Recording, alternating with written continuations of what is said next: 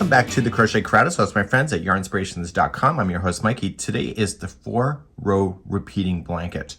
This is a matter of 4 rows, and when you look at it, the whole repeating is in sets of 4. So you have white, white, gray, white. That is one complete repeat right here.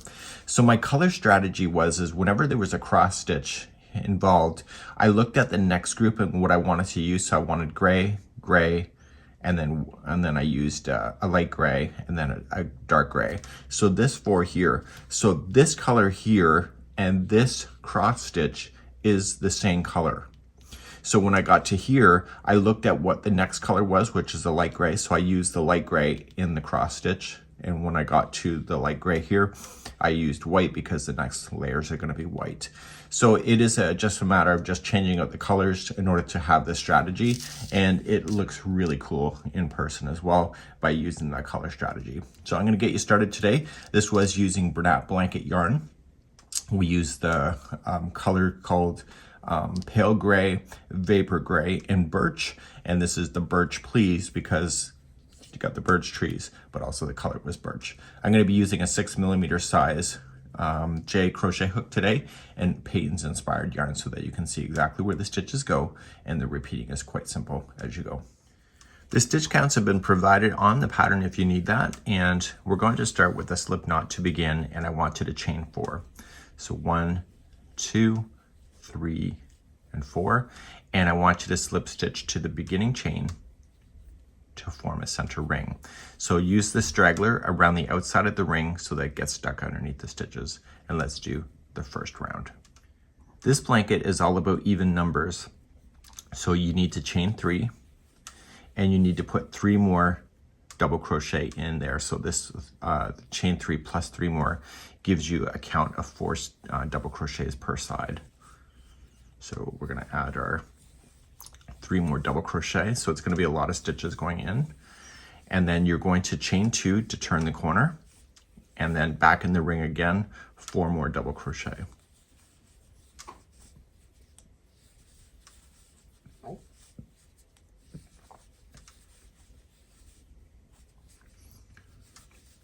Turn the corner again, and we're going to chain 2 and 4 more double crochet. Because the cross stitch is a multiple of 2, we have to make sure that this is always an even number whenever we're doing all of the rows. So chain 2, and we're going to do our last side. And so there'll be 4 double crochet in that too. So whenever the color is not changing out, in this case it won't be changing, I'm going to do a half double crochet join to the beginning. But when you change the color, you need to do a chain 2. So, and then slip stitch to the top of the chain 3. So if you're not changing the color, just do a half double crochet to the top of the first chain 3, and this will create the bridge that will create that space, just like the rest of them, and it keeps you right in the center of the square. Let's begin round number 2. Round number 2 through 5 is the repeat throughout the whole thing, except for the final 3 rows or 3 rounds. So round number 2, we're going to start off by chaining 1, and you'll single crochet into the corner. The corners on this nen will be 1 single crochet, chain 2, 1 single crochet, but the rest of these are all in the back loop only. So just starting into the back loop and just continue to go in the back loop of single crochet across. So if you're new to crochet and you're looking at this pattern, when you use both of the stitches, or both of the loops, that's 1 stitch. If you use the loop only 1 and it's the furthest from you, that is the back loop. So you're using the back loop here, and then you're going to get into the corner, so single crochet, chain 2, single crochet, and then continue on the back loops for the remaining of the sides. And please do this around for round number 2.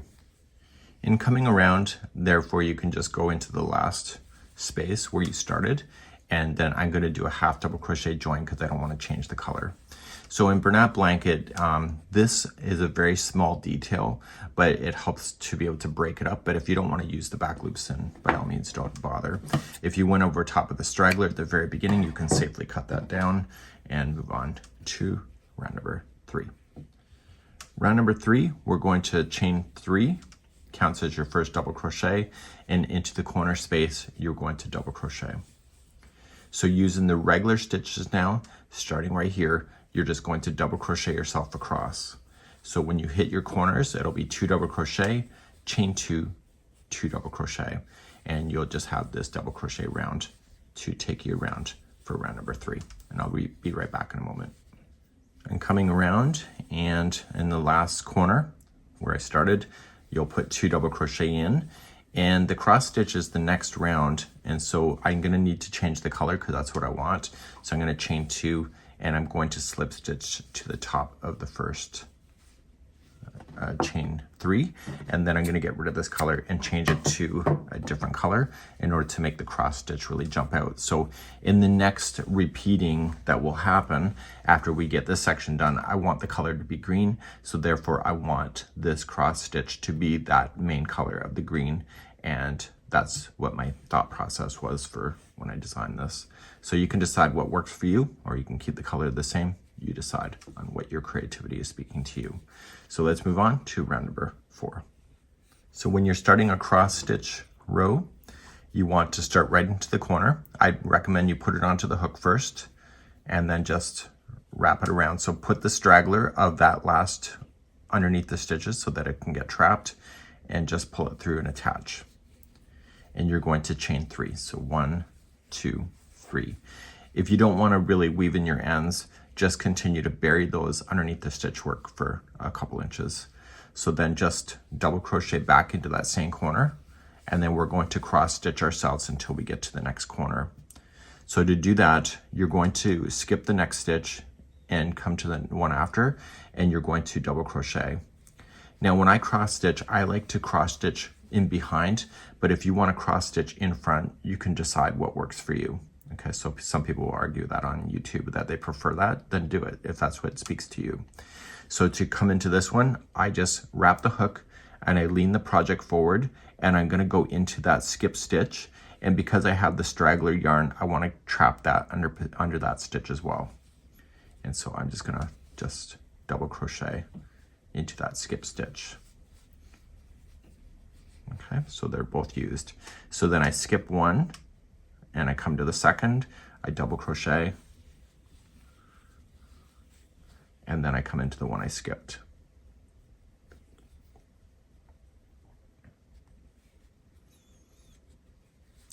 Take the extra time to bury in those ends as you go.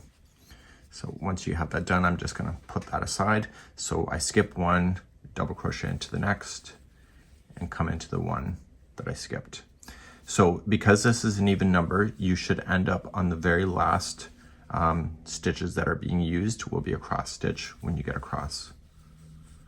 So if you have an odd stitch left over, something is wrong. And this happened to me, so sometimes when I cross stitched, I might have actually used the same stitch twice, and that's very possible. So just keep an eye on that. And again, the stitch counts are available on the pattern if you need it. So I've cross stitched across, and now I'm ready for my corner. So the corners will be 2 double crochet, chain 2, and 2 double crochet. And then you start again with cross stitching. So skip the first one, go to the second, double crochet, and then come into the one you skipped. Okay, so I need you to do this all the way around, and you'll see the texture as it does in the pattern really jumps out as a result of this cross stitch. And I'll be right back in a moment, so go around. I'm coming around on the cross stitch round, and I fill in the last space or the last corner with 2 double crochet. And because I want to get rid of this color, I'm going to chain 2 and slip stitch it to the top of the first chain 3 that I started with. And I want to change the color back to blue because the repeating was right here from row number 2, 3, 4, and 5 is the ending of the repeat section, which will be the same color as the color before the cross stitch. So let's bring on that color, and we'll do the 5th row round in a moment. So bring back the other main color that you started before the cross stitch. It'll be, in this case, it's blue, and attach it to the corner. And this is the 5th round. And chain 3 and double crochet into the same corner. And if you go over top of the stragglers, that'll help you as well.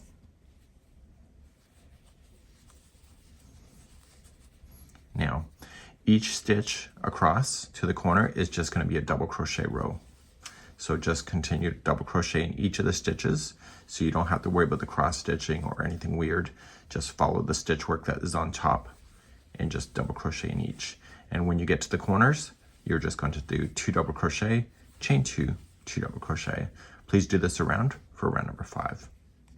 I'm coming around then on this round number 5, and I want to change the color now. And so I'm going to chain 2 and slip stitch to the top of the first chain 3. So this 4 row has just been completed. So just ignore the first round. So 1, 2, 3, 4. So now you're going to repeat that on the pattern in order to get to the size. The way that I decided to do all of the coloring is that it's based on the yield of the Bernat Blanket yarn itself. So I wanted to make sure that I could get as much yarn out as I could, and you can find those details on the pattern. As soon as you're ready for the conclusion of this blanket, and I'm going to show you what the last 3 rounds are now, so you can just refer to the pattern in order to continue your sequence along, but it's still the repeating of 2, 3, 4, and 5. So let's go over the repeating section. So we just finished up to round number 5. So when we go and look at this, we want to be able to go, and so round number 6, 7, 8, and 9 is the next repeat, with the main color of being whatever it was that you decided to do with the cross stitch.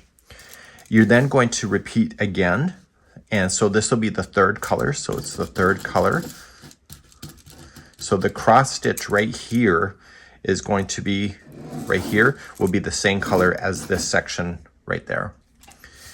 And so once you have that done, the whole repeating is then complete. Okay, so you end up right here. So then you're going to repeat rounds number 2 through 13 just one time, and then rounds number 2 through 5 once. And this will take you to the end of the 29th round. So the last 3 rounds here of 30, 31, and 32 are just going to be able to finish this thing off. So if you want to continue and use other yarn other than Bernat Blanket, you just have to continue to repeat rounds number 2 through 13, and you do that as many times, but make sure that you do finish 2 through 5 one more time if you want to, and then you can finish the final 3 rounds from there. So let's continue then to the final 3 rounds. So when you're ready for the final 3 rounds, you're going to use whatever color that you decided, or whatever suggested in the pattern, and you are going to attach then to a corner spot. So you've officially finished the end of a number 5 after you've decided to call it quits. So you're going to just attach, okay, and then do a single crochet right here in the corner. And then this whole round, you're just gonna do the back loop again of single crochets all the way around. So in the corners, you will put in 1 single crochet, chain 2, 1 single crochet. And so you'll do that all the way around for this round. So this is the 3rd last round, and I'll be right back in a moment. I'm coming to the end of this round, so I'm going to come right into the corner space, and I want to get rid of this color, so I'm going to chain 2 and slip stitch to the beginning single crochet. So with Bernat Blanket, this color that we just currently used that's prescribed on the pattern will be almost out of yarn. So then we want to change out the color and move on. And the next round will be a different color as we begin that one next. With whatever color you decided to use, or use the existing pattern options, that's up to you. And you're gonna go right into a corner. And in this round, we want to not create spaces for the corners. So we want to just join the yarn, chain 3, and put 4 double crochets into the same corner. So with the chain 3 and those 4, that gives you the magic number of 5 double crochets that will be in the corner.